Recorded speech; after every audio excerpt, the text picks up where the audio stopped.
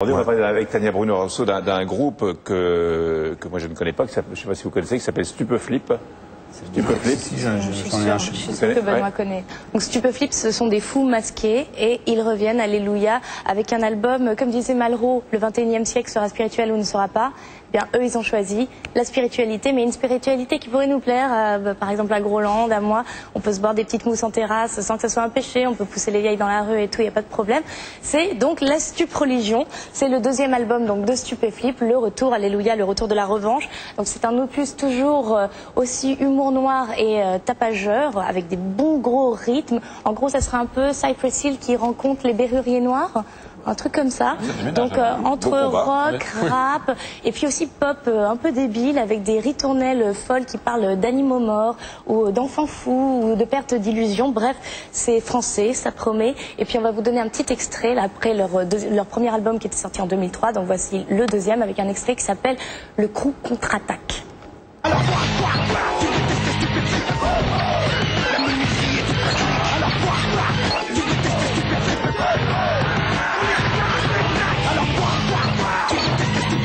Alors le problème c'est qu'aller interviewer Stupeflip, comme vous avez vu, c'est un peu le bousin quand même, leur musique c'est genre bien agressif, c'est du K1 musical en gros. Donc aller interviewer Stupeflip, ça relève un peu de la gageure parce que les garçons c'est pas du tout une pause marketing qu'ils ont leur masque, leur côté cradoc et tout. C'est du vrai je m'en foutisme du type médiatique, je ne fais pas la promo de mon album et je vous fais visiter mon appart. Donc en fait on est allé chez King Ju. Que vous aviez déjà rencontré. Même que j'avais déjà rencontré à l'époque où je travaillais à Radio Nova et qui m'avait traité de bip et de bip.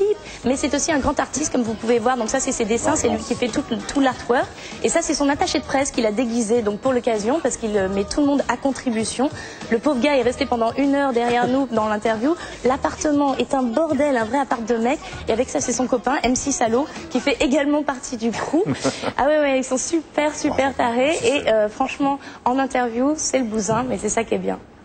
Je suis prête à me sacrifier pour la religion du stup. Bonjour, je suis King Ju de Stupeflip.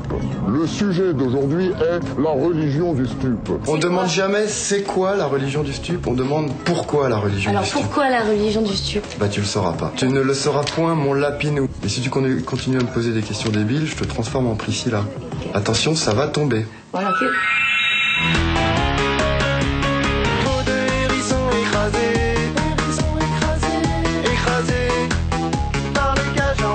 Est-ce que tu te sens complètement marginal? Je trouve que, tu vois, quand tu fais un truc artistique, bon, t'es là, on est quand même là un peu pour se démarquer, pour faire rêver les gens, j'en sais rien.